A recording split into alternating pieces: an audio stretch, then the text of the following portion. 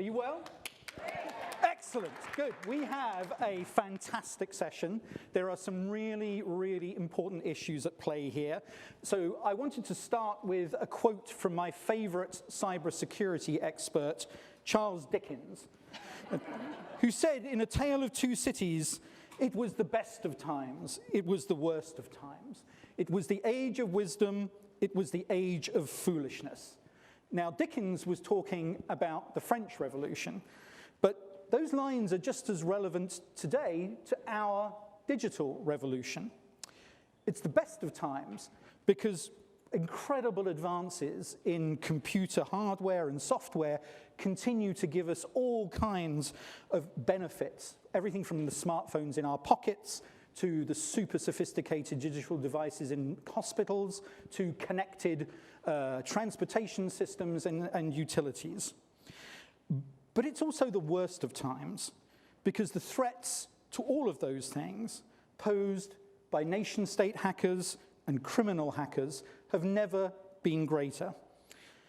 And we're seeing an explosion in the number of cyber vulnerabilities that they can target. And just before I came here, I did a quick sort of search on a database that's called CVE Details, and it tracks vulnerabilities that are posted in the US National Vulnerability Database. 14,714 were reported in 2017. That's more than double the number that were there in 2016. And last year, the number hit 16,555, and hundreds more of these vulnerabilities are being added every week.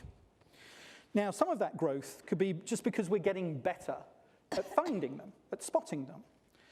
But, I think we should also sort of recognize that there are, it would be foolish, to quote Charles Dickens, to underestimate the risks that we face. And last year we had a stark reminder in the form of the public disclosure of Spectre and Meltdown, which targeted hardware, that those risks don't just exist in software. So the fallout from that discovery underlined the challenges that we're dealing with in coordinated vulnerability disclosure. These are incredibly sophisticated hacks, and we need to have a very broad, multi-vendor, multi-stakeholder approach to dealing with them. And that raises the question, just how radical should we be in our collaboration? So tonight, that's what we're going to explore, and I'm delighted to introduce the wonderful group of panelists that I have. To my immediate left here is Audrey Ponk, who is the Senior Director of Global Cybersecurity Policy at Intel, correct? And then just in the middle here, just with that wonderful red dress, is Deirdre Mulligan, who is the Associate Professor, School of Information, and Faculty Director at UC Berkeley's Law School's Center for Law and Technology. That's a long, very long title, but it's a very important person. Just sitting here in this very natty blue blazer is John Neuffer, who is the President and CEO of the Semiconductor Industry Association. So John looks over all of the semiconductor businesses. And then to my far left, last but not least, is Ari Schwartz, who is the Managing Director of Cybersecurity Services at law firm Venable. Ari was a former Special Assistant to the President and Senior Director for Cybersecurity on the National Security Council. And I would like to point out that was the BlackBerry president, not the orange one. Okay? Good. So without further ado, we are going to dive right in. So Ari, you were on the front line at the NSC with the Heartbleed vulnerability. So that was a vulnerability, kind of a software based vulnerability. But can you just tell the audience what it was like to face a threat like that, to walk in from a government perspective? I mean, what did you have to do, and what were the kind of lessons that you took away from that experience? Well, I mean, one of the reasons that there was a lot of concern about Heartbleed was, I think for a long time, people had discussed the possibility of a vulnerability that could come along that was in some software that was widely distributed in open SSLs in 80% of the internet, even today, and that could be easily exploited, right? Because that's another part of this, is how easy or hard they are to exploit, and then that actually could do some damage. So in this case, you could pick off people's passwords and logins and basically get into any account through the Heartbleed vulnerability. So I think that combination of things really, you talked about the National Vulnerability Database. The folks that run the National Vulnerability Database, when they saw this one, they were very, very concerned about it. It didn't even necessarily trigger all the things that were supposed to trigger in the way that they looked at it, but when they saw it, they knew, like, this is actually going to be a really big one. So they alerted up the chain, and we tried to make clear to folks how big a deal this really was going to be, and the concern around it, that it could be exploited if we didn't act very, very quickly, and particularly for a lot of types of government systems, could be a major concern. And fortunately, our leadership got it right away. I mean, they were very, very good about it. Literally, the chief of staff to the president walked into our office and said, I want to know everything there is to know about this, because I'm going to call every secretary and make sure that they patch this thing, so that we don't end up behind the ball on this. And we put together programs to make sure that everything was patched and that they were reporting back on a weekly basis as to how far along they were. It was daily at the very beginning and turned into a weekly basis. And then, and I think it really averted what could have been a really bad situation, considering that there were exploits to it pretty quickly. So the fact that we were able to get so much of the government patch made us feel better about that we can do this if we all work together and really move things along. Now, that said, I think since then, one thing that you saw in that case that has become a reality, and I'm sure we'll talk about a little bit more later, is we're starting to see a lot more of these vulnerabilities where the researcher in advance, which is what happened in Heartbleed too, came up with the name, took a website. Great name. Got a great logo for it before they knew what the vulnerability that they were going to associate it to was, right? Right. So, and so now you see a lot of these vulnerabilities, and you got to really judge: is this the Heartbleed-like situation or not? And how do we know? And how do we make that determination? How quickly can this be exploited? How widespread is it? And each of those is its own measurement that you got to do in this Right, case, so. That's a great point, and we'll come back to that. I mean, the kind of marketing of vulnerabilities. But I mentioned earlier on, we've seen Spectre and Meltdown. I mean, hardware-based attacks. How has that changed the game from your perspective? Well, I think that, it complicates things quite a lot, because you have to really make determinations about how, first of all, understanding, because you're talking about components, right?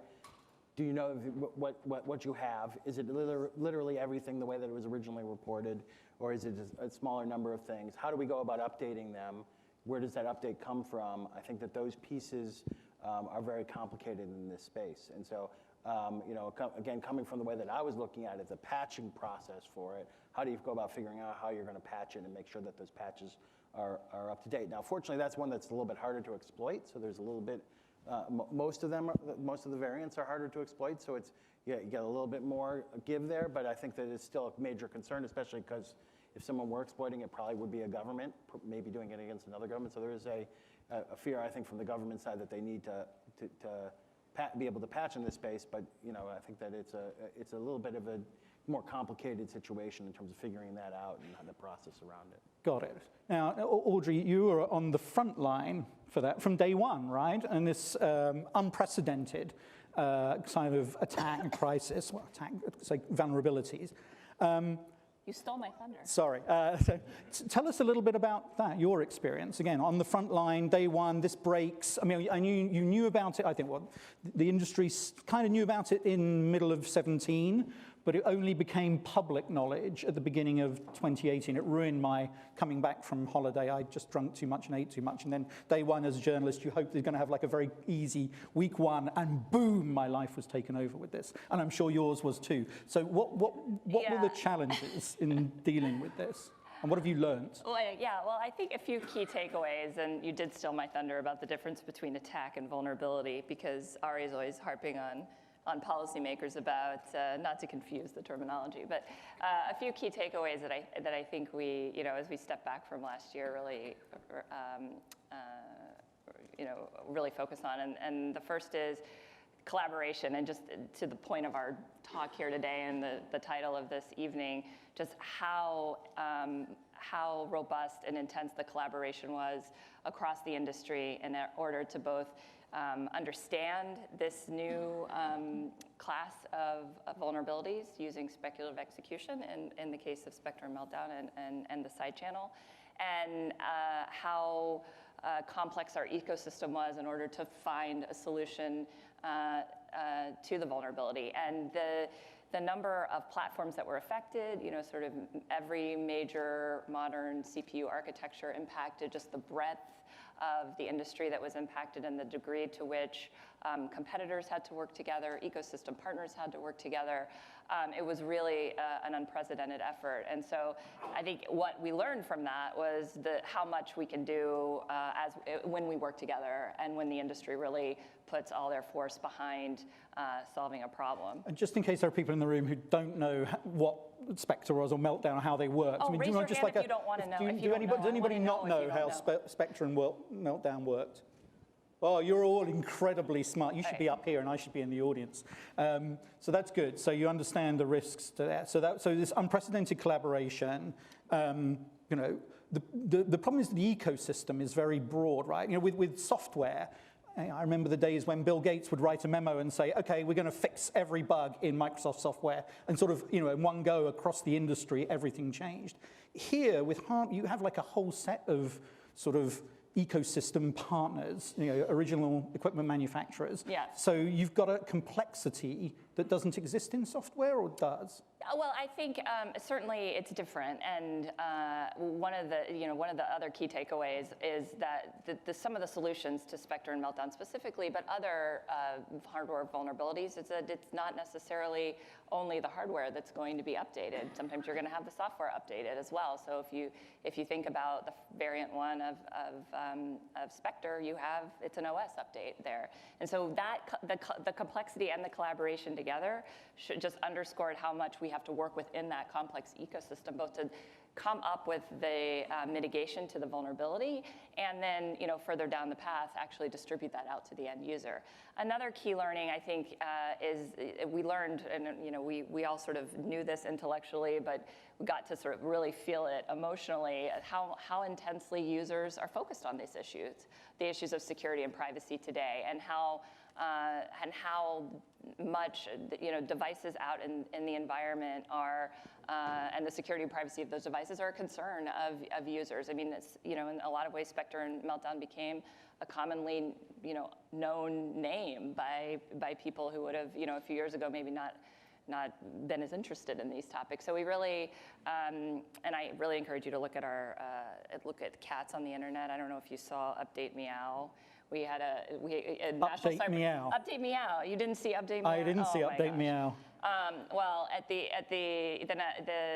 Cybersecurity Awareness Month back in October, because of this realization that, and not just a realization, but this sort of intensity with which we were observing the community out there looking at hardware and software vulnerabilities and really dedicated to keeping themselves safe online, we launched a campaign with the National Cybersecurity Alliance focused on helping people understand how to update. So I think we really got the attunement to which people have around security and privacy of their devices was definitely a key takeaway. And so you see that was one example of some things that the industry came together to do together to help. I apologize for my feline failing. I'm glad you chose cats and not dogs. Cats are cuter. Cats are cuter. It gets attention. So John, Audrey says it was an industry challenge kind of thing. You sit over the industry, you see what's happening across it. How has the industry responded to this, and how are you thinking about the threats coming forward and what you need to do as an industry to deal with them? So first of all, it's impossible to overstate what Audrey said about the collaboration that took place with Spectre and Meltdown. This was an unprecedented challenge, just incredibly complicated. You had horizontal supply chains and vertical supply chains. You had to deal with all these different actors. Yet the key companies involved came together and collaborated. So these key companies, they're on my board. CEOs on my board, they come together and they do dances during board meetings. Not that's metaphorical, but they dance around each other, and they are fiercely competitive. I mean, just amazingly competitive. Yet this was an example where they found common cause for the greater good. So, you know, this kind of collaboration is absolutely critical going forward, and I'm sure as we tackle even more complicated problems in the future, the collaboration will continue. Just keep in mind, though, that this is probably the beginning. You know, the technologies are just going to become more and more complicated and more potential for problems that come with that. And that's why we have to have a disciplined, well thought out way of disclosing and dealing with the challenges that we have.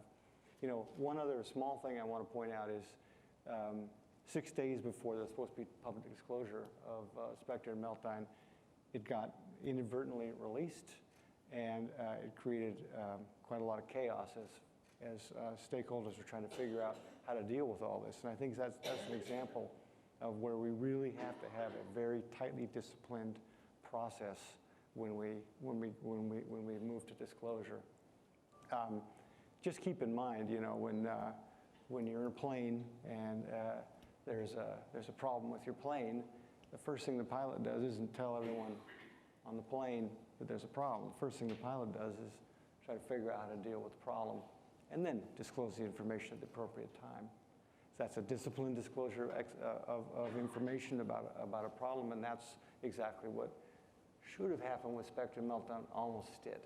Almost did, Yeah. but not quite. Yeah. Okay.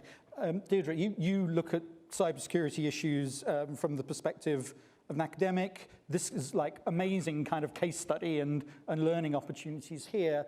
What's your take on the lessons that came out of Spectre and Meltdown? I think there are three big takeaways. One, historically, people have thought about security as building more secure devices, right? And everybody is trying to perfect the perimeter, make sure the defaults are locked down, et cetera. But we know in this connected environment that your vulnerabilities create vulnerabilities potentially in my systems, and that there are going to be new and evolving attacks. And so we need to be thinking about managing insecurity. And I think this was an example where people all of a sudden realized the level of collaboration, information sharing, and work that is required, not just to build stuff that continues to get more secure, but to actually manage the inevitable vulnerabilities and potentially exploits that are going to happen. And so I think in many ways this is a super important fire drill for thinking about that. Two, I think it really helped people wake up and realize, excuse me, something that many people who do cybersecurity research have been talking about, which is that we might understand how to deal with software vulnerabilities when it comes to our laptops and our servers, but we now have connectivity and computation in all of these different devices. You know, my son just got a light bulb that talks to his phone. Thank God it's not one that talks to our network, because it turns out some of them have vulnerabilities, right? And we're going to be dealing with vulnerabilities in things that don't have easy, reliable infrastructures for updating. And I think this was a great fire drill for that, because it made us realize that if we're putting computation and connectivity into devices, we actually need to be thinking about managing insecurity in a proactive way, which doesn't just mean making things updatable, but it means understanding what kind of coordination is going to be required to make sure that we don't just make patches, but those patches actually get delivered to the people and devices that need them. And then third, I think it reaffirmed the importance of research. And as somebody who is a lawyer, but who has partnered with computer scientists through most of my career, there is a lot of legal uncertainty for many people who do research on security issues. And that's whether or not they're trying to understand whether or not an algorithm might be discriminating in ways that might create legal risk, or whether or not it has a security vulnerability that might put somebody's life or health at risk.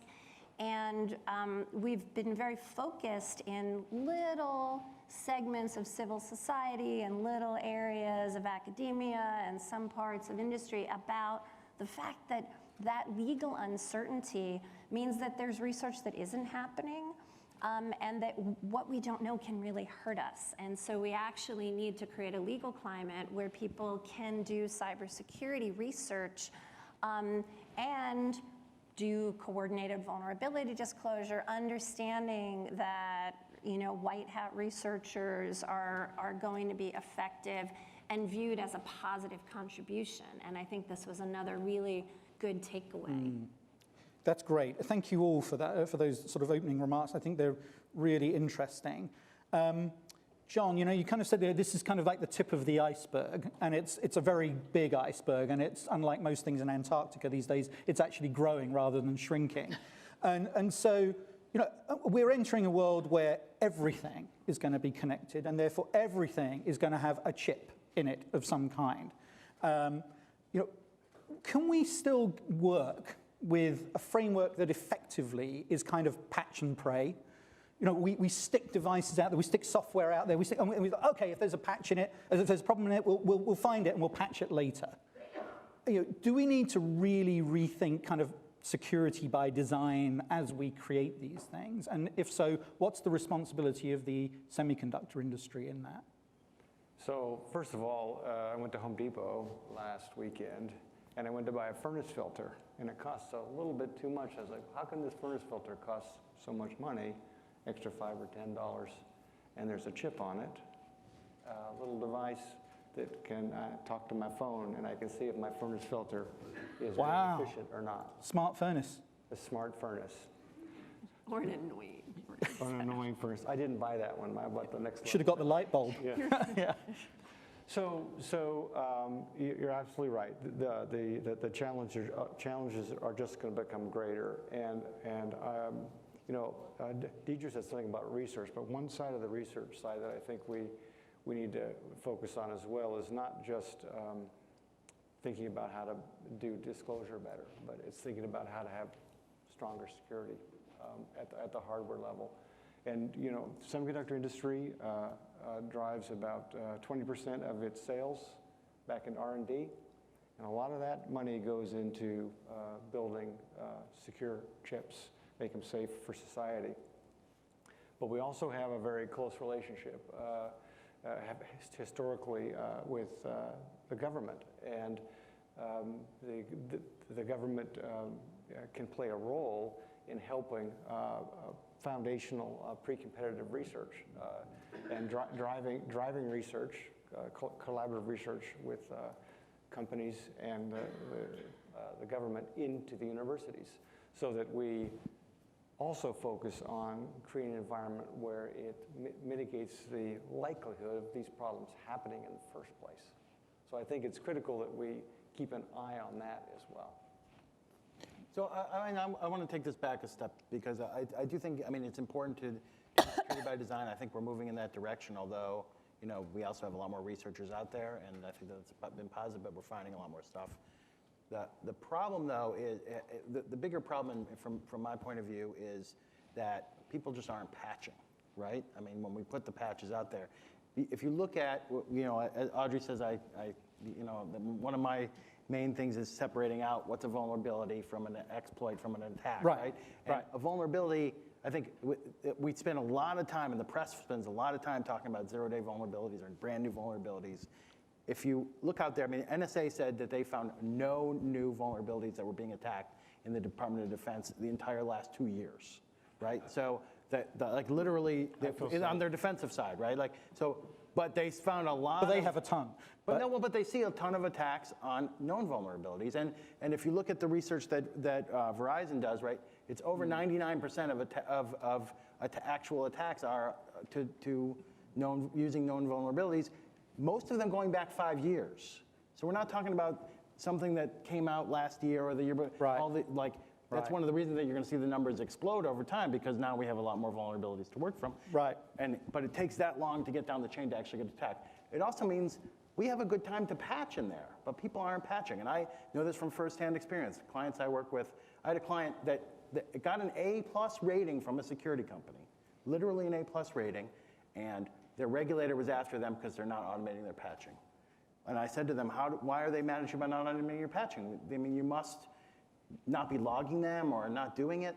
Oh, we're 120,000 patches behind. An A+ rating, and they were 120,000 patches behind. There are reasons that Which there are was the security company? This was. You can name names. No, I mean, no one's going to tell anyone. I'll tell you, it was a payment processing company. There's a payment processing Yes, company. Oh, it's great. a financial services company. Where's my phone? Check my account. Okay. You know, this is my point, though, right? That's a very well protected. Right, that's supposed to be like the gold standard, Like right? they got an A+ rating from an outside security company that was rating them. There's reasons why they were that far behind, and they've since caught up, but that is not unusual, is my point here, right? I mean, we have to get better at actually doing the patching that's going to put the protections in place and make sure that when we go through this whole process of building the patch, et cetera, that people actually use them.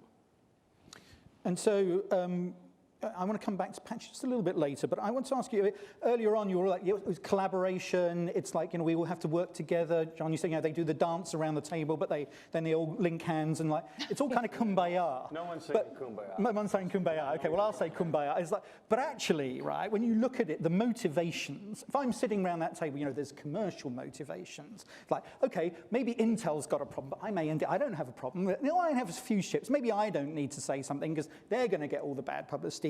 Maybe there's kind of like trust issues, like we've dealt before, and actually I don't trust that company over there, no matter how much. I don't want to share anything with them. I don't want to do stuff together with them. There's kind of legal impediments. Sometimes it might be, hey, hang on, if you like do things too closely together, that's an antitrust issue. And there's all these kinds of barriers, aren't there, to kind of getting this smooth, super smooth kind of coordination that we dramatically need, this radical collaboration. How do we deal? I mean, what other barriers are there, if the ones that I haven't mentioned, and how do we deal with them? Who wants to take that first? Well, I'd like to think of them as speed bumps as opposed to barriers. Speed bumps, okay, speed bumps. Because they are, and because, you know, speed bumps can be different sizes. That's you know, true. Some are kind of really big and annoying, and others are less annoying. But I think you're right. Those are legitimate challenges that we had, competitive challenges, protection of intellectual property, you know, public disclosure, you know, and then just basic trust challenges of like, you know, if we give you this information, can we trust you to keep it confidential, whether we have a non-disclosure arrangement with you or not. I think, you know, we've worked through and come up with novel ways to enable that collaboration, that trusted collaboration within, you know, parts of the industry that, for example, you know, Intel needs to work with when we're working in a multi-vendor situation to deploy a mitigation to a vulnerability, you know, something like happened in Spectre and Meltdown. So and some of them are actually legal innovations. So I enjoy that, and I'm not a lawyer myself, but our legal department has come up with lots of, Deirdre can give you some, Deirdre can give me some legal advice, no. But you know, we've come up with legal arrangement that, for example, allows companies working together to develop mitigations, not only to talk to Intel, but to talk to each other about the thing that we're working on. And that doesn't sound very exciting, but that's not how typical NDAs work. NDAs work like, you know, I have an NDA with you, I give you information, you keep it secret, you give me information, I keep it secret, and other people don't get involved. But the ability for me to give you information and then you to talk to somebody else I've given the same information to without me having to be part of that discussion, that enables much faster, much smoother collaboration. It takes that speed bump down from, you know, something that's kind of big to something that's really manageable. And so I think, you know, we'll continue to iterate and improve on these kind of processes. But we've seen that, for example, to be extremely effective in accelerating, you know, the time to identifying paths to mitigations, the time to developing them, the time to testing them, because they need to be tested before they go out into the world, and then the time to actually getting them into the hands of users, which is what Ari talked to. John, do you bang the table and say, you guys, you got to, and ladies, you must collaborate. You've got to do this together. This is an industry thing. Stop all the kind of gaming and just focus, or you don't have to do that because they all understand the risks. Well, just the way the association land works, that would not be a career enhancer for me. Okay. But the reality is that, you know, survival really focuses the attention. And it's in companies' best interests to come together and collaborate Because if they're not doing that collaboration, then who's trusting the products that they sell? And I think that's an important bottom line. Got it. Ari? Oh, sorry. Deirdre, do you want to say something? So historically, I think privacy and security were not viewed as things that companies competed on. It was clear that if there were security vulnerabilities or there were big privacy breaches, that they could kind of affect an entire sectors. People viewed, it was like bad security, bad privacy eats us all, but doing really good on it, it was not really clear whether or not anybody benefited in a competitive relationship. One of the things that I think is interesting right now in the marketplace is we do see, because as Audrey mentioned, consumers as well as business customers are actually being much more savvy and are more curious about the security and privacy guarantees that might be associated with a product or with a service. And so I actually think that it's actually becoming more of a competitive issue. And so I think in general, and so I think it's actually very interesting to think about what enables coordination in the light of the fact that this actually can today be something that people are competing on. And you see it in the marketplace, whether it's in browsers or in cloud services, right? People are actually competing on privacy and security as well as performance and reliability. And I wonder that Intel is in a particular place within the marketplace. And I think there was a lot of sense, and AMD, right, that there's a lot of sense that this could hurt everybody. There really is like a sense of the ecosystem. And you have to wonder if it had been, a vulnerability in some other kind of product, whether or not you would see the same kind of coordination. And my guess is some people would be like, oh, happy to see them go down, right? Right. So I guess I'm being a little academic, but it is actually interesting to think about what were the factors that actually enabled this coordination. And it's not the first time we've seen it. I can't remember that other big DNS, the name of the Dyn attack? Dyn? Not the Mariah Dyn attack. There was one that affected a bunch of people. It took like a year.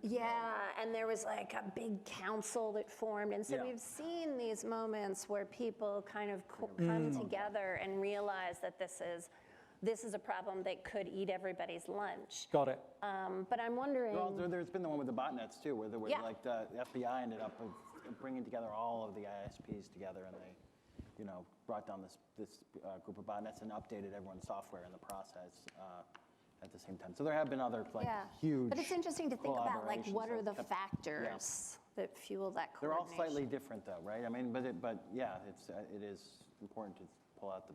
So, I mean, the title of our session is like radical collaboration. So is there something, and by the way, I'm going to open the floor to questions in a minute. So I'm just going to ask this one, and then if you start thinking of questions, if we could get the microphones. Can I just raise on the NDA front though? I mean, I think one thing that sort of troubled me on this point is, you have this process where people are passing on the NDA, but then what happens when they violate it? Sorry, they're passing on the NDA. The NDA and other people. What happens when one of them violates it, and you need that party to create the patch, right? Like, I mean, and then they violated it. Like, what do you do about that? It's kind of a repeated game, isn't it? Because if you do that first time, you violate. The next time round, you're going to be excluded. I mean, you're going to get punished somewhere for that behavior. You can't exclude the person because you need them to build the patch. No, but that time you're going to have to give in, right? Because you need them. But the next, you're going to be thinking about the repeated down the road. There's a reputational issue. But if you need them for the next one too, right? Then what do you do when you know that they violated in the past? How do you build that trust, ongoing trust? That's something that's eating at me in this discussion. I think there's some solutions there, but what do you think the solutions are? Well, I don't know. I think that there has to be. You have to find a way to kind of build in the kind of. Well, are there other partners you can work with? Are there, if not, you really need that person, is there some kind of way to make them have some skin in the process, right? Skin in how this works, and have them be an understanding, like, you can't just get away with that. Maybe donation to a charity that helps security down the road, something like, so, because you don't want it to go back to the companies, right, and make it look like a company's Right. benefiting from it, Right. So what can a fine or something go to that would make people, kind of like feel as though they were invested in the discussion? Okay. So that's just an idea I'm throwing around right now. So. Great. Actually, the question I was going to ask, I'm going to save, actually, because that was a great adjunct. Can we get some questions from the floor? You're a super smart audience. I know that from looking at your names and job titles and the clothes you're wearing. So therefore, the one over here. I don't know how smart I am, but to build on your point, I think patching's hard. I've spent 15 years in tech and got out of it and gotten in the wealth management business. So good luck to the rest of y'all.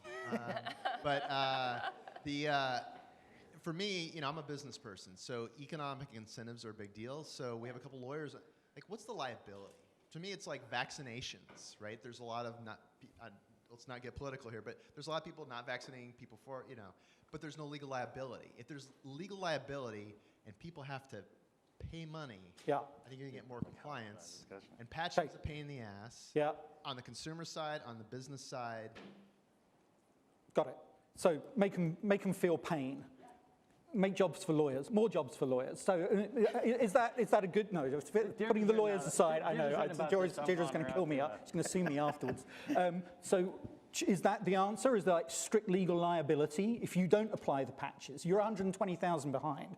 That's a lawsuit. It's a massive lawsuit. Or how do we go about using the law here? Right. There definitely isn't a one-size-fits-all answer to that question, for sure, right?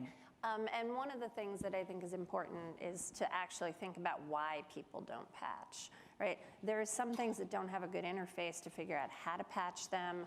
The level of knowledge of people who are managing machines, even within businesses, varies widely. And so you want to think about where you're positioning responsibility and where you're, and relatedly, if there's going to be liability, where it gets positioned, right? So if you are a business and there is a known vulnerability and there is a known patch and you are actually leaving, for example, people's personal information at risk, there might not be strict liability, but the Federal Trade Commission, the state AGs may well come after you because you're basically not being reasonable in your security posture, right? And it may actually be creating either, basically, you're behaving in a way that's unfair, right? That you're leaving consumers' information exposed. And so there are actually legal mechanisms that can try to raise the bar. But I think the question of like what the bar should be, right? So 120 patches behind sounds outrageous on one hand. On the other hand, I don't know. It may be that they have a really complicated environment and they need to test all those patches against all the different installations in their machines. And so like part of it is like managing your machines. Like there's a lot that goes into kind of answering that question.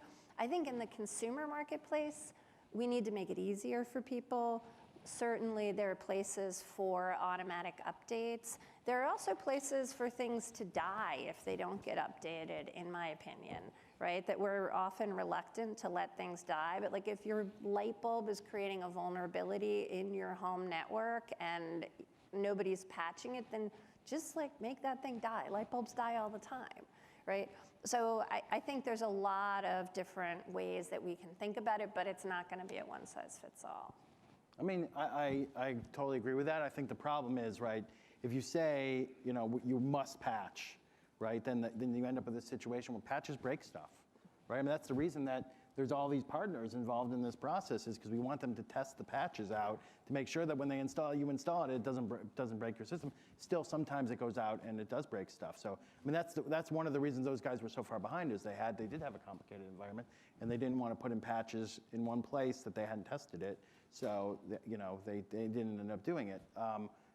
So if you don't want to, you want people to be up to speed, but you don't want them to have such a strong requirement that you end up breaking other stuff. We talk about, it's easy to talk about the case with Heartbleed where we came in, but we also would get, when I was in the White House, get these requests about, what happened, why is the NASDAQ down? Or why is Delta down, right? And we'd have to go and look it up. Sometimes it was, one case it was a patch. Right. It was a patch that caused the NASDAQ to go down. Right. Right? There's never been exploit that has caused the NASDAQ to go down, but there has been a patch that has caused the NASDAQ to go down. So you don't want that situation either. Another time it was a rat that ate through the wires, so you don't want that either. But wonderful. That's a great question. Different kind of attack. Different kind. Was that remote access? There's one. Who's got the Not that microphone? kind of rat. Not that kind of Not rat. that kind of the rat. actual physical rat. Oh, over here. Can we get is mic on? Yes, I think it's on. Okay. Great, thank you. Quickly, have been in the industry for quite some time, cybersecurity industry, and everybody's talking about patches. The reason for patches is because there's a hole before, and somebody could have got in, and it was discovered after a few years, and then now there's a patch. So fundamentally, I mean, I'm not going to accuse the panel of being represented by the lawyers so much, but you have the government, whom we pay taxes to, telling the industry that, listen, your company is broken into, your CEO has to now resign, your stock price has gone down, and you are penalized. But if it happens in the defense industry, you have your defense budget that protects you as a citizen. So the question, your point is that basically it's a different register for the government versus private sector. Yes. So if you're in the private sector, it's a real pain. Why do you force the industry to protect itself? So why is industry forced to protect itself when the government? So it should be the government that does all this. Should help out. The administrator, while I was in government, the administrator of OPM was fired because of a data breach. Because of what? Because of a data breach. Because of a data breach, Yeah. right. I mean, it's the same situation, and then CIO too, right? So, I mean, it was a large data breach. I mean, most of it happened before she got there. Yeah. It was But the she didn't SF-86 handle it well. form, right? Yeah. Yeah. She didn't. I mean, she didn't handle the situation well. But it happened before she got there, and she was fired. That was the data of all government employees for all their top secrets. And they have my fingerprints. So I mean, which is only like Yeah, they have a lot of our 10%. Yeah, like 10% of the employees. So yeah. Entire government for like decades past. Yes, it was a very large breach. But I'm just saying, you say people aren't held accountable. I mean, I can think of many where they were. That's the most extreme case where she was kind of brought. I mean, again, it happened before she got there, and she was fired for it. Right? So I don't know many CEOs where that's happened, but there are CEOs that have been fired for breaches, right, in a similar situation, what you're talking about. I think there is a similar accountability there and in some cases, at the IRS, you could go to jail. There's not really a private sector situation where you could go to jail for a data breach or for leaking information. So I told you this was going to be a light-hearted evening. It's great. So you can go to jail, and lawyers, liability. Wonderful. Another uplifting question from the floor. Here. So 2 years ago, General Keith Alexander, head of Cybercom, identified a key risk in terms of collaboration as legal liability and said we need to solve this. So what's been done in that regard? I think you spoke to it being a big speed bump, but maybe it's a top-down process, and has anything happened in that regard?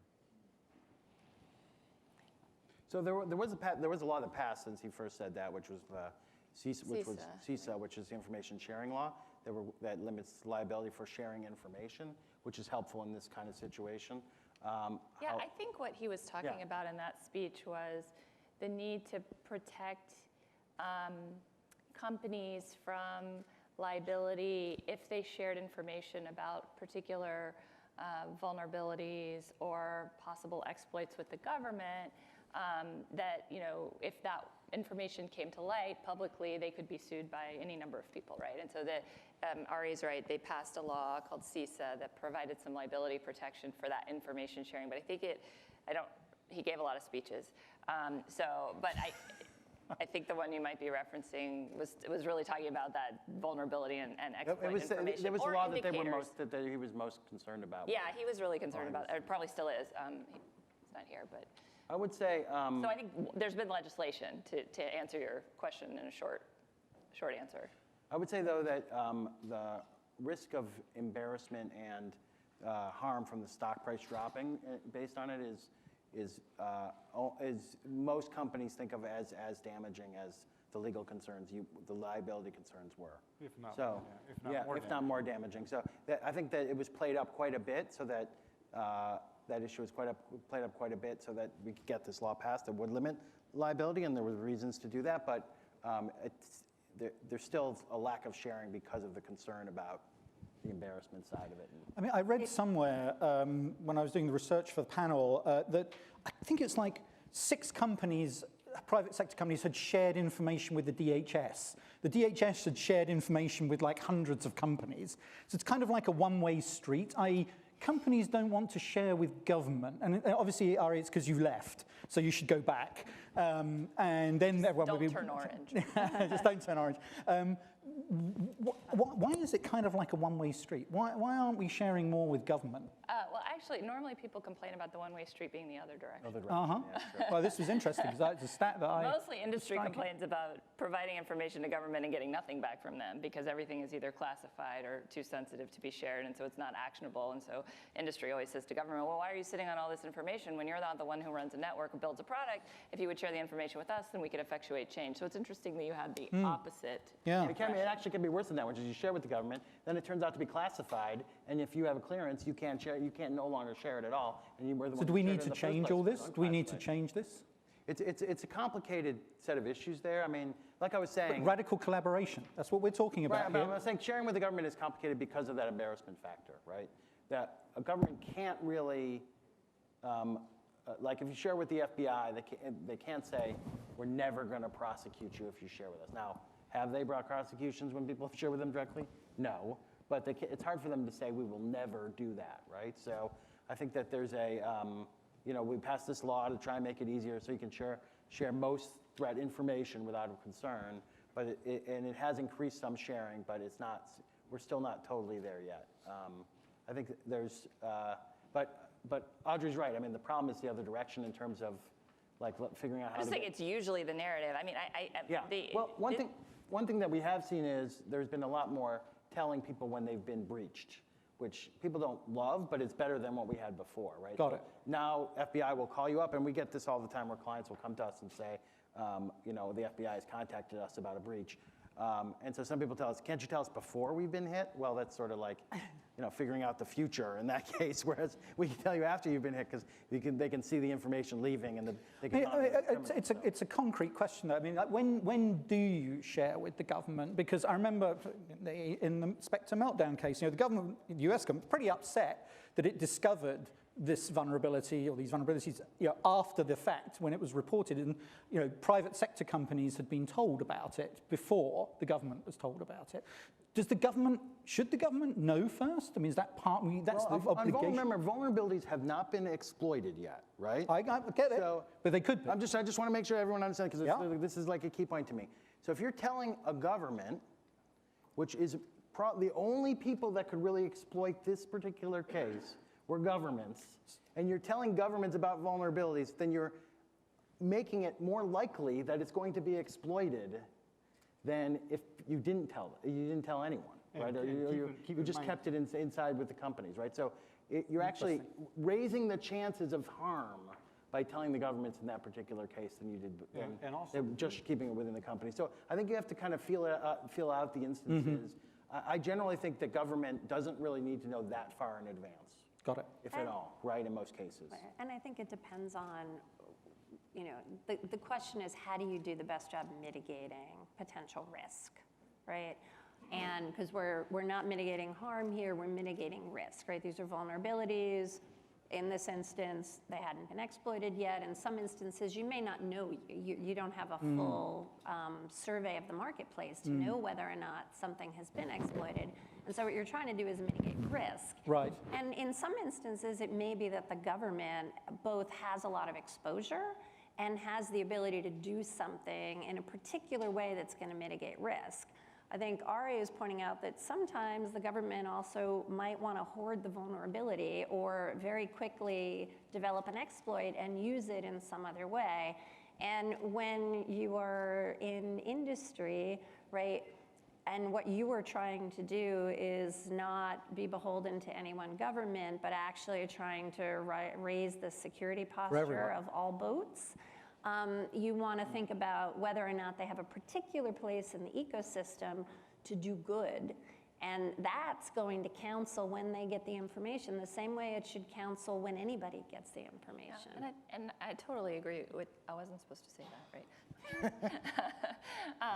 Weren't you? No, I do totally agree with Deirdre, though, but I also think it depends on what the information is. I mean, we often, here we're talking about vulnerabilities, but people easily kind of get confused. And so it always has felt, I've been around this information sharing with government argument for way too long.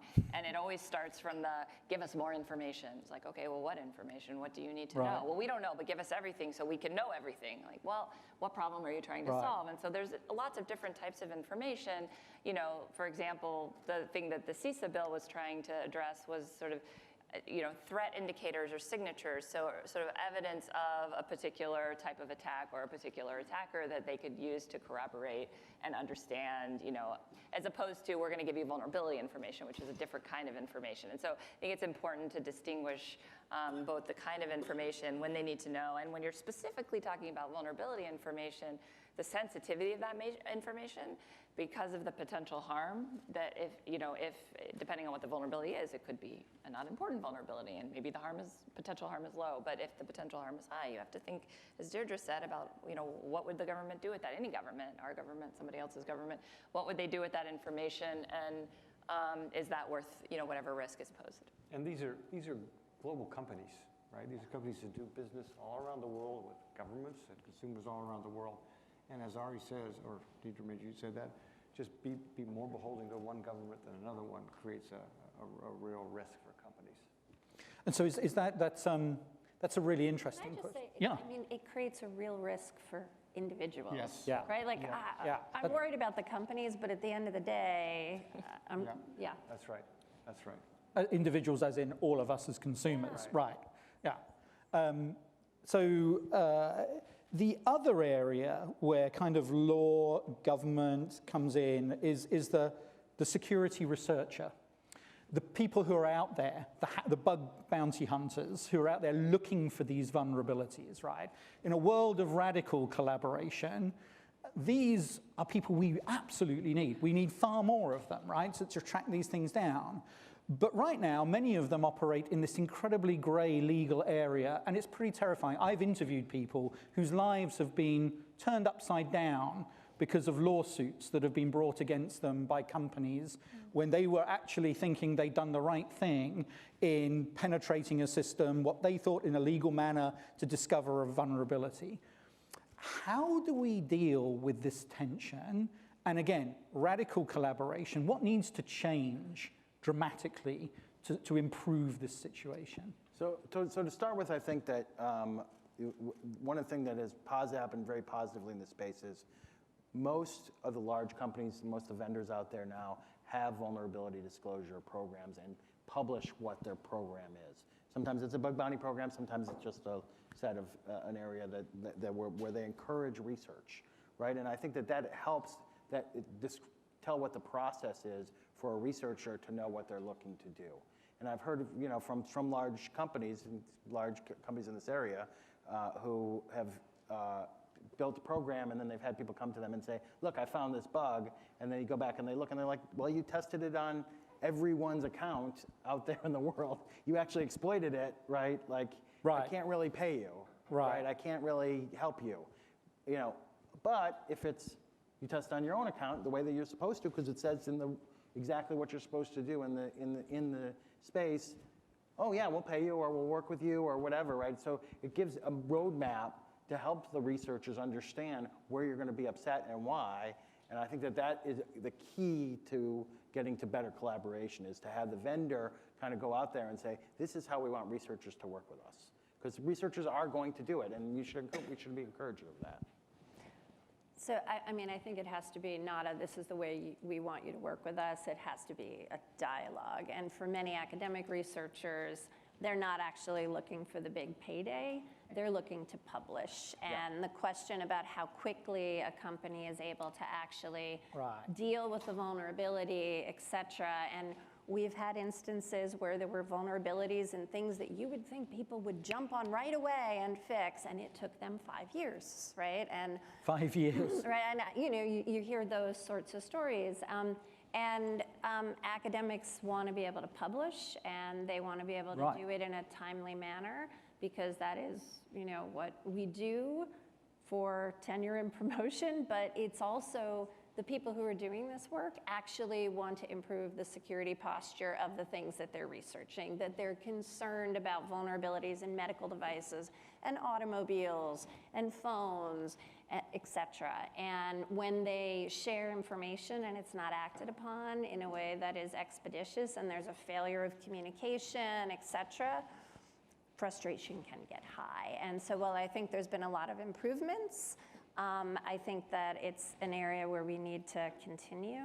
And then I would also say that because of the uncertain legal environment, you see lots of kind of soft pressure on researchers not to look at certain products, not to piss off certain companies. You see Soft pressure meaning we'll withdraw your funding, or we'll withdraw, that's quite hard pressure. Or more you like, should talk to people, but probably not, I will. Yeah, I mean, like, well, Not so now. for example, if I were advising maybe. a junior researcher and there is a research project that's going to put them in lots of gray area and maybe mean that they're not going to be able to publish, or, right? I might suggest, you could look at an equally interesting problem over here. Right, and you can publish. And I know that you're not going to have any challenges. So I really do think that we need to kind of sort out the legal gray areas and make it clear that this sort of research is valuable, important, and viewed as a positive thing because it can improve our security posture. But I do want to go back to what John said earlier, was that we actually need people working to build more secure architectures, and more, like, we need the same, and there's a different level of publicity that you get when you're like, oh, I built this new secure architecture for the chip, and oh my God, I just found vulnerability in the cloud service. And so journalists, I think, can also play a role in being really excited about the new cool stuff. I'm super excited. Whether it's laws, absolutely. Or, whether it's laws or chip design or new languages that make us more secure. And I realize it's not so sexy, but it's totally sexy. We need to support people doing that research. It's totally sexy, and it's one of the things that it's so sexy that I spent a little bit of this afternoon reading California's new IoT law, because I'm thinking to myself, California, we're the leading edge here. We make things happen in the rest of America and then the rest of the world. At least I like to believe that. That's why I came here.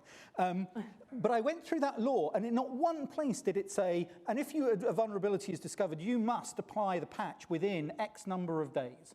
All it said, and it's important, it said don't have default passwords, or make sure that the user is told to change them, and there was something else which I can't remember. Make sure you can update it. Make sure you can update it, that's right, so it can be updated remotely. Shouldn't we be legislating for this? Well, but this goes back to what I said before. I mean, I'm okay with coming up with rules for it that have some push to and pull to them, right? So that there's some sense that people have to do it, but you don't want a time frame, right? Because you say the time frame, you update your furnace, and your furnace breaks in the middle of the winter, and then you're in big trouble. But that's the trade-off, right? isn't it? I agree. Sometimes it might break in the middle, but overall, are we better off? Most times, maybe it doesn't break, and therefore, net benefit to society, we're better off the time it breaks. Yeah, people are pissed off, but you can say for the greater good, especially now we're connecting everything, including the furnace and the light bulb. I mean, yeah, but we don't want the law to be the thing that put the person in the cold. Got it. Right? You want. It has to have that balance of more dynamic. Yeah, where you can, because if you have that flexibility in there where there's some realism around how long this might take to test and to put it in the right way. We're not saying that you shouldn't require it in some way, but just not say you must. Once a patch comes out, you must patch in 3 days. Right. Spectre Meltdown is a perfect example where you had to have flexibility. For software, it was kind of the time frame was 90 days. Spectre Meltdown, 6 months. Like that.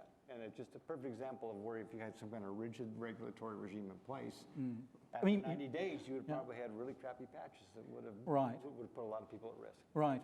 The law works with standards such as reasonable, right, in lots of different ways. And we have more flexible standards because we know one size doesn't fit all. I think that the question about how that law is actually going to change, for example, the California AG's decision about what cases to bring, et cetera, I think will really tell us something, and whether or not there's any guidance that might be generated. And So the courts will give us maybe give us some well, the state AG's office, State really, AG, I think okay. the sort of cases that they decide to bring will send a lot of signals into the marketplace. And we've seen that at the federal level, that the Federal Trade Commission's decisions about who they're going to go after for security failures has created some understanding of what is required to have a comprehensive information security program, for example, right? And yes, it doesn't give us a timeline. It doesn't give you hard and fast rules, but I think those things develop over time. Audrey, you were going to say something else? You were nodding. Oh, I think we will see more legislation, but I don't think it's a binary thing. Legislation could be really prescriptive, but it could also be, outcomes based, or try to incentivize behavior. So I think it'll be interesting to see what happens in California with that law. I think what's in it is sort of basic known good, and we should be incentivizing people to do that. Right. But really rigid things like timeframes, I agree, it's going to be difficult to force it. Got it. I'm going to come to the audience, so if you get, lots of questions. I see hands going up everywhere. So in fact, I'm not going to ask another question. I'm going to go to the audience, especially the gentleman with the mic in his hand already. Hello. Hi. I have a question. First of all, how many of you guys went to CES this year? Here, I didn't go. Didn't go. No? Sorry. All right. So It's a zoo. Internet of Things, right? Yeah. So Yeah. everything's Great going event. connected, right? We all know that, right?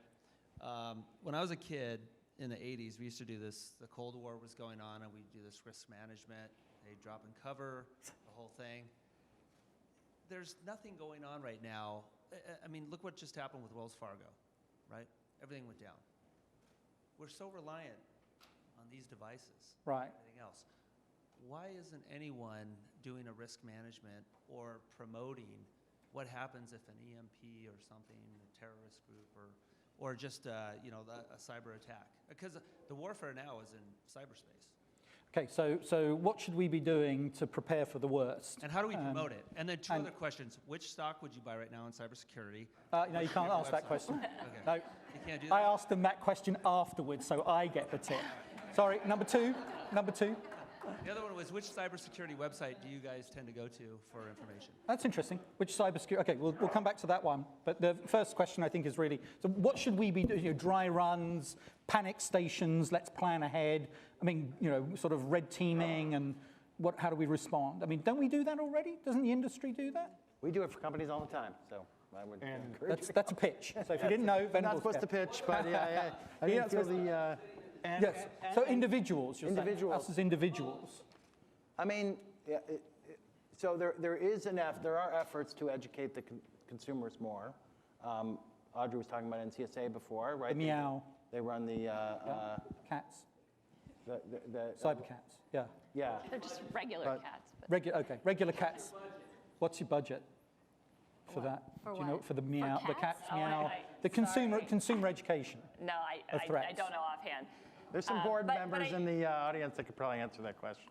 On the individual, you make an excellent point, because I don't know that I've ever heard of or even contemplated, frankly, how would we exercise the consumer in a scenario-based, situation. But we sort of a complicated pronoun in this case, but the US government exercises, many other governments exercise, the UK government exercises, I'm familiar with it, Australia exercises. Lots of people exercise in the sense that they simulate sort of disastrous situations, a cyber-physical failure that causes loss of life or harm, and they exercise how they respond to it both technically and The national level exercise has been the EMP twice, for that reason. Yeah. So.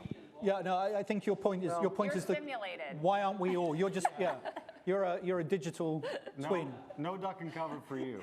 It's a great point. It's a really good point. I do think it's a really good point, because I think there is so much lack of knowledge in the populace It turns about out what your this all means. avatar was there. And so, Totally. but I think it's a great opportunity for you to start a startup, and then we can invest in you, and you'll become a unicorn, and then we'll all retire early. So, yeah. Question? Well, you want the website sorry, we're going to question? one. Sorry. I came up with some answers in my head for the website. Oh, the websites. Apart So from it MIT depends on Technology what- Review, which websites would you choose? It depends on exactly what you're looking for. So if you want to know like news, like new stuff that's happening in this space, I would say Krebs on Security is the best, Brian Krebs site, for new things. For like policy, there's a whole bunch of them. Inside Cybersecurity is really good. Actually, they do a really good job of not focusing on the 0-day and focusing on the defensive side, so which is pretty good at Inside Cybersecurity. There's Politico tends to be more on the That'll do. the That's three. vulnerability. So there That's you go. good. There's three.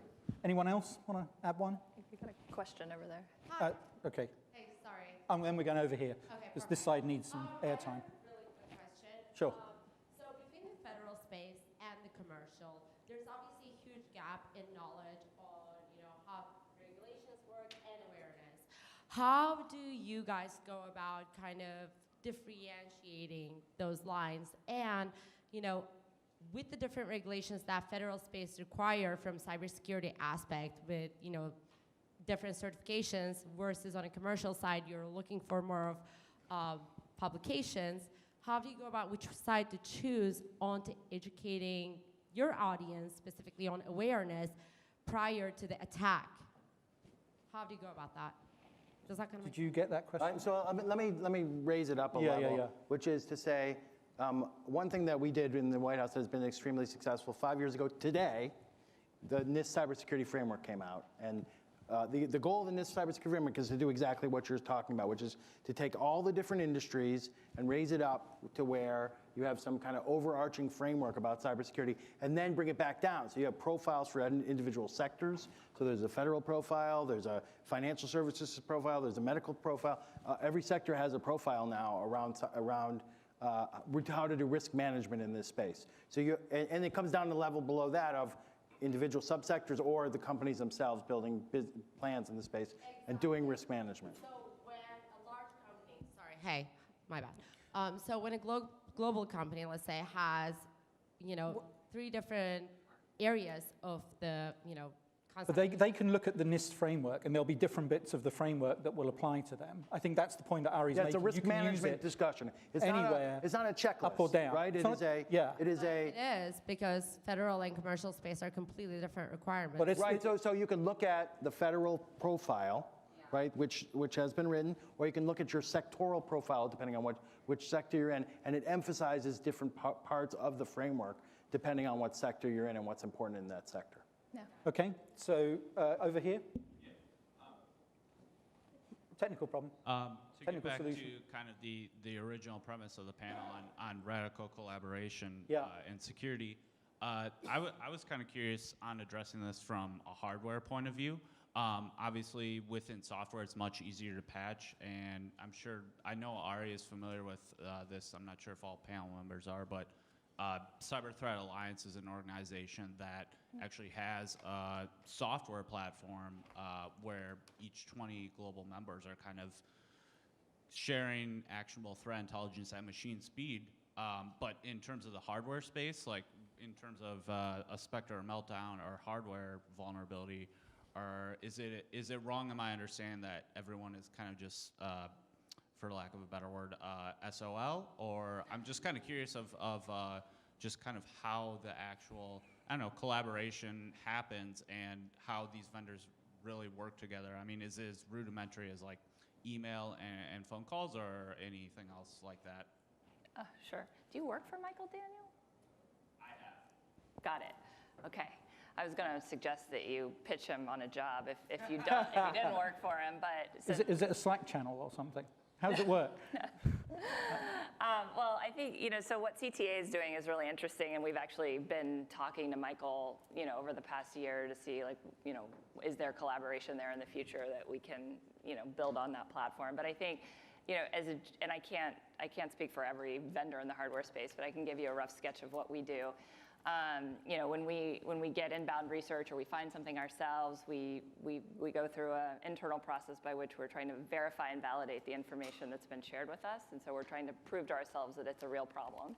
And once we do that, we work with a set of people, a set of companies, and it really depends on what the issue is, you know, depending on as to who we choose to work with next. But we go into sort of a second phase where we work with a set of companies that can help us think through and architect a solution, a mitigation to that particular issue. And then once we think, you know, we know, okay, the path to mitigating this is going to be, you know, an OS update plus a microcode patch, or, you know, a BIOS, you know, firmware update here plus this, we expand that group a little bit depending on who needs to be involved to actually go do the work to build the mitigations. And you know, depending on what the situation is, it can take different amounts of time. And then, you know, once we have a set of mitigations in hand, we go through basically a testing and validation process with both from a hardware perspective, from a components vendor perspective, with the ecosystem out there that's going to eventually take, if we're providing microcode, for example, is going to take our microcode and push it out, and make it available to the world, because people think of push as automatic, and I don't mean it in that sense. And so it's a multi-step process, and different players are involved under, you know, as I said, collaborative NDAs that we work with in the industry. You know, we get together in person. we do email each other. We actually still use the phone sometimes. But you know, there's strong set of personal relationships too within the industry where, you know, we've worked together. These companies have worked together and built very strong, solid relationships. And then we get to a public disclosure phase where hopefully, you know, if things are going well and have gone as planned, to John's point earlier, you know, the mitigations have been tested and validated, you know, with the platforms at the OEMs, you know, in this case. So think of your Dell or Lenovo, you're going to make that available. Is that kind of what you were looking for? Yeah. John, anything else you'd add to that? Or there's anything you'd add? So I just one thing on the collaboration piece of it, and it's something that we do in association land, is we have all sorts of policy committees where these experts come together and collaborate, and you wouldn't even know that they're competitors. They really put a lot of intellectual brain power together for the greater good. Got it. Other questions? Yep. I had a question. So maybe just following up on Deirdre's point of the consumer being at most risk, and just to pull the thread one more time, but like separate from the education piece, if you guys were to give us one piece of practical advice of a pragmatic thing we could leave here with, right, to arm ourselves to better protect our data, and like one idea you'd want this audience to spread in the outside world, what would that be? And then I guess part two of the question is, when you guys look at this macro landscape of radical collaboration, you know, obviously so many people need to come at the table and be involved, from government to industry to nonprofits, et cetera, and academia.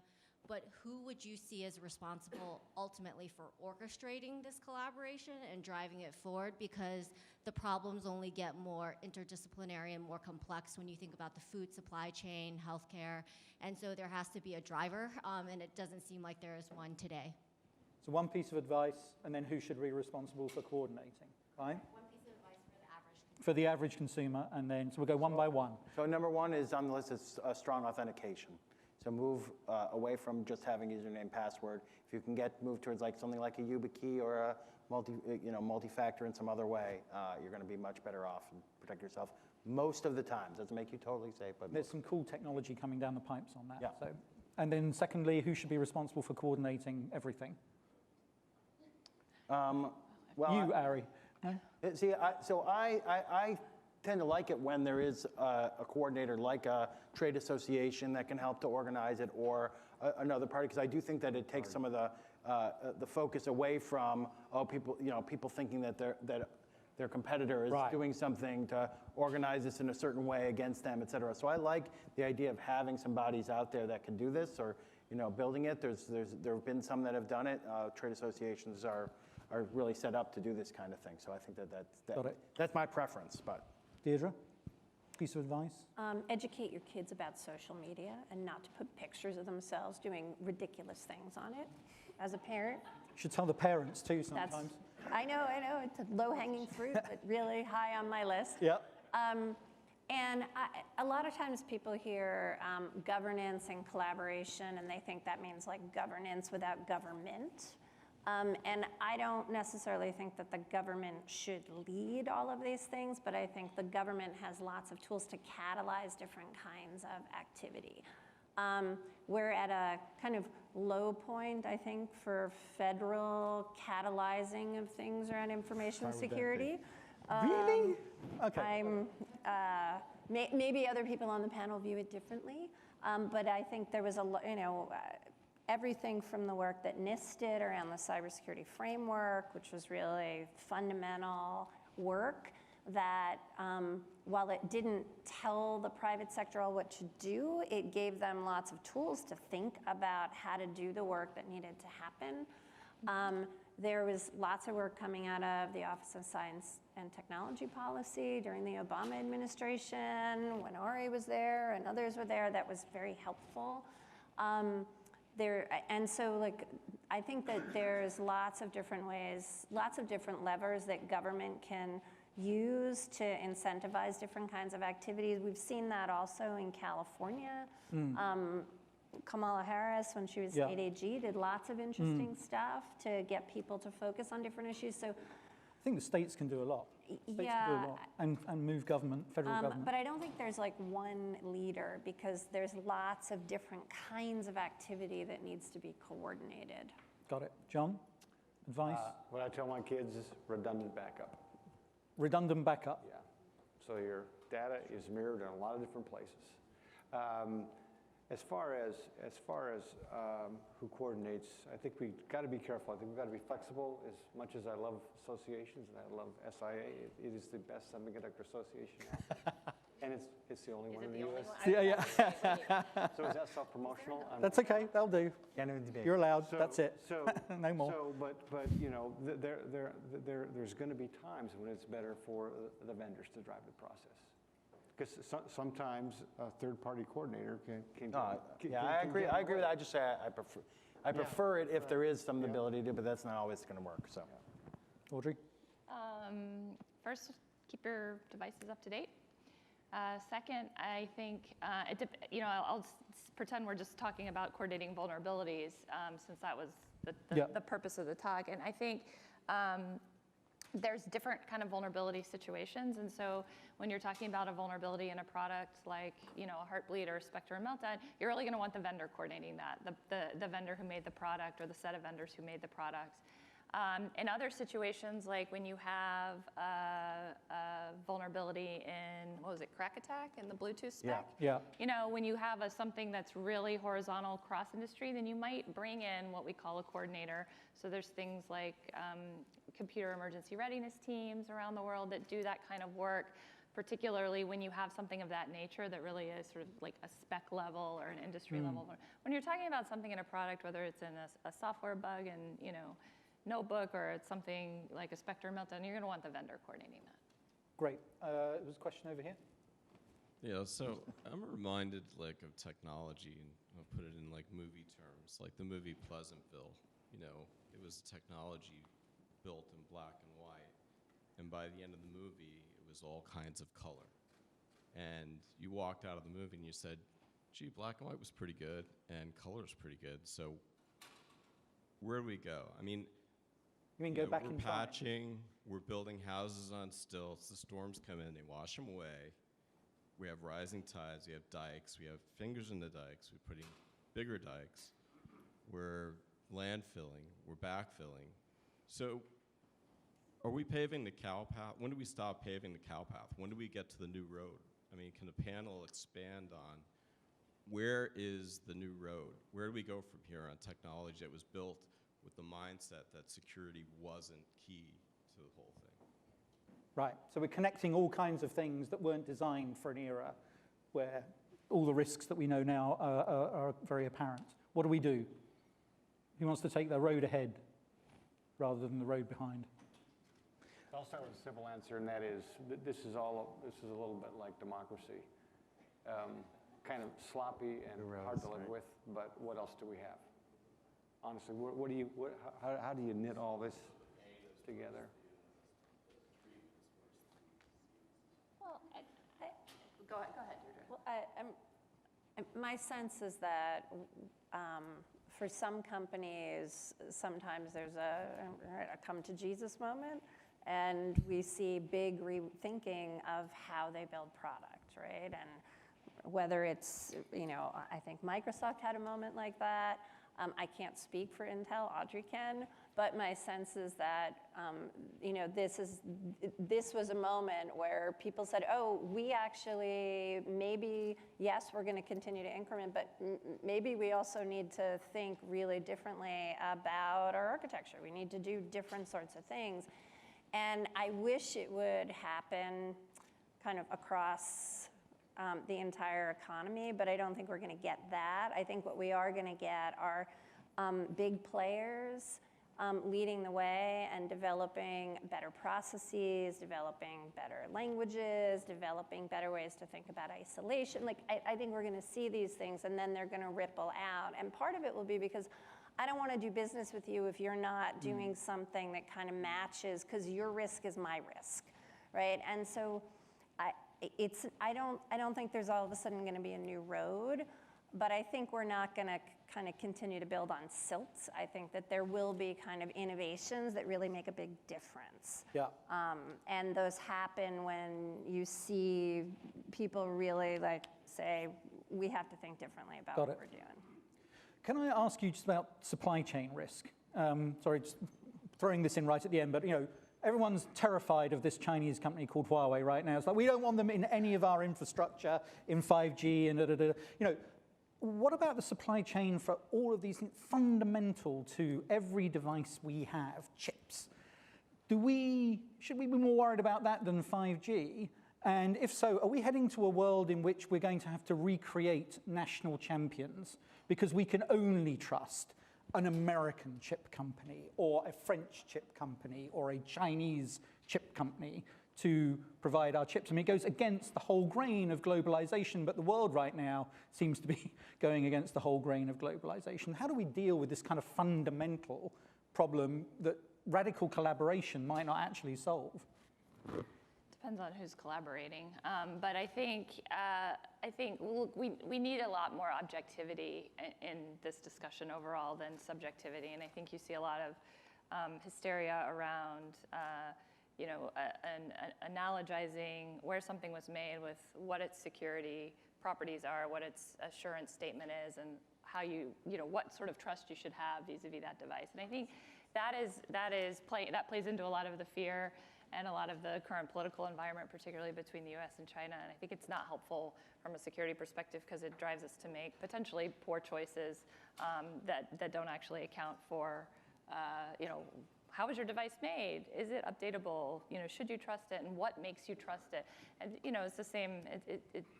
It's an intellectually somewhat dishonest parallel to draw. So I think we need a lot more objectivity, either through standards, through radical industry collaboration. I think it's something we're talking about a lot in the industry right now, is how do we radically collaborate? But do you radically collaborate with the Chinese? Do you radically collaborate with the Russians? Do you we have to radically collaborate. And it's a global supply chain. It's a global supply chain. And so the question is, how do we radically collaborate to provide some evidence-based objectivity into what you can trust? And then you can decide whether you like that supplier, you don't like that supplier, you don't trust that company, you don't want to buy that thing. That's reasonable, but you're probably not going to go back, or if there ever was, a French chip manufacturer. I don't know. You tell me. Honeywell will, I think. Yeah, I'm not sure, but anyway. Probably not So I think. I mean, I agree with Audrey but I think that there's some, tension there in terms of how we go about updating afterwards, right? Like, so, what, we don't do a great job of knowing what's gone in the first place. Some companies do much better than other companies do, and I think chip companies tend to be very high on the list of the ones that know what's in their chips, right? And they also happen to be harder to update afterwards than other products, which is why you see all this concern about telecom, because in telecom, something goes in there. It's very easily updated. It happens all the time that stuff gets updated. Also, people sneaking little things allegedly onto motherboards that might be. I mean, it's like, where do you stop at this kind of thing? I mean, no, that's right. I think that's true. But it's like there's no. The problem is if With Huawei, one of the problems has been, at least in the descriptions that I've heard on this, is that they own the service contract for their own equipment. So they have access. So they update it themselves, and there's no way to see into that process. So I think that's the fact that you're giving them that access, and then untying 5G to it. The whole goal of 5G is the mesh network, building the Internet of Things piece to it, so it will be connected to everything, right? Got it. That's why there's more tension around that than the chip. Perfect. Okay. There is an imminent threat looming. It is called the atmospheric river, which is going to start dumping large amounts of rain on us within the not too distant future. So unfortunately, I'm going to have to wrap this session. And I want to do it with a little A to Z of cybersecurity, because it rhymes. That's the only reason I know. So I'm going to start with A. Please would you thank Ari, did a fabulous job, and Audrey, who also did a fabulous job. I should also say this is an audience participation event, so I don't know a B. Can someone give me a B for our session today? Brilliant. Yes, thank you. That will do. It was brilliant. And you have blind faith in me. C, coordinated vulnerability disclosure. We really need to think more carefully about how we do this, and it's all about C, collaboration. D, please would you thank Deirdre, who did a wonderful job, bringing it fantastic. E, it was an excellent panel, and of course, you will go away and remember this forever. F is federal. What is the responsibility of the federal government and federal agents towards radical collaboration? What role do they play? Ari was symbolic of this when he was in the administration of the person who doesn't have orange hair. G, government, same thing. What is the role? Another G for me. G, 5G, that'll do. That's going to be the next big thing. Heartbleed, H, heartbleed. I, Intel. Please would you thank Intel, Audrey? Right. Thank you. Just don't let it happen again, please. Okay, J, John, Semiconductor Industry Association, bringing the industry view. K, Karen, and all her staff here at Churchill Club, who do a wonderful job of putting on great events. L, liability, and where there's liability, there's always lawyers. Thank you very much, and good luck to you. M, meltdown. N for NIST, N-I-S-T. If you don't know those standards, you really should go look at them. They're fabulous, one of the best in the world. O, organizational. You need to think about how you organize an industry and a company to deal with all of these threats and all of the opportunities that there are for collaboration out there. P, patching. We really need to patch. And for my advice to kids is just patch everything. Whenever there's a new release, patch it. And they look at me and they go, you're kidding, Dad. P, also no, that's a Q, questions, excellent questions. You're a fabulous audience. Thank you so much for that. Makes my job, because I'm fundamentally lazy, so much easier. R, researchers. We need these vulnerability researchers, these security researchers. I personally believe there's a whole lot more we can be doing to support the roles both in academia, with Deirdre's students, and with the people who do the bug bounty hunting. Really important work to be done there. S, Spectre, let's leave that behind because it's too spooky. T, things, the Internet of Things. It's going to drive this discussion. We are only just at the beginning of this discussion, as John pointed out. U, unthinkable, think it. There's always going to be a risk. So the smartest companies are the ones who are willing to think the things that just seem completely unthinkable out there in terms of cybersecurity. And then when something happens, they actually are prepped mentally for that. V, vulnerabilities. There are a large number of them, and they are only going to get bigger. W, I couldn't think of a W. So please give me a W. Water. Water. Winston Churchill. Thank you very much. Now, X. No, W. Yes, X. X marks the spot, where Y, you must be thinking, what am I going to say for X, because I don't have an X. So unfortunately, at Z, we have 0 time left. So ladies and gentlemen, please would you thank all of my panel.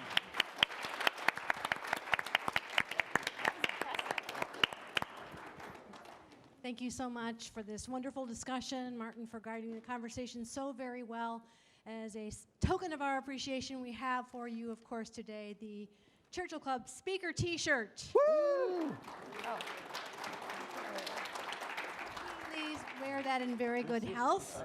Thank you. We hope that you will join us for our upcoming programs. Next up in March, we have a cyber privacy-related program. And then on May 16, we've got our 21st annual Top 10 Tech Trends. We are working on a lot of other programs, so please do keep an eye on us. A recording of this program will be available on our YouTube channel within a short period of time, hopefully 24 hours, but just know we're working on it if it's not up at that time. And you have been a wonderful audience. Thank Yes. you so much. Excellent. Good night. Sure.